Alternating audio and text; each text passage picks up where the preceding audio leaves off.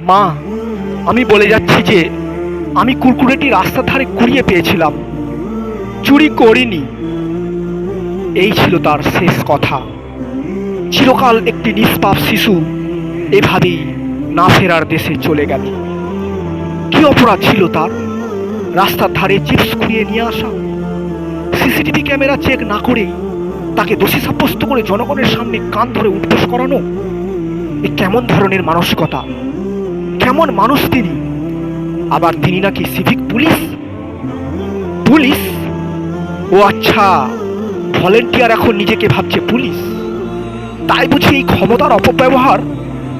শিশু মনে এই না করা অপরাধের শাস্তি, অপবাদ, অপমান কতটা আঘাত করতে পারে, এই ঘটনা তার জলজ্যান্ত প্রমাণ। মানুষের মূল্যবোধ কোথায় গিয়ে ঠেকেছে? বিষাক্ত এই সমাজের এই জঞ্জালগুলি সমাজটাকে আরো বিষাক্ত করে তুলেছে। আহারে বাছা, কত দুঃখ যন্ত্রণা অপমানিত হয়ে তুই চলে গেলি বাবা। তোর বাবা মার কোল যে শূন্য হয়ে গেল বাবা। জানি তুই এত কিছু বুঝতিস না, বুঝবি বা কি করে? কতই বা বয়স হয়েছিল তোর। দেখ বাবা দেখ, তুই যে নিরপরাধ, তুই যে সত্য, তা প্রমাণ হয়ে গেছে। ইস, যদি তুই দেখতে পেতিস।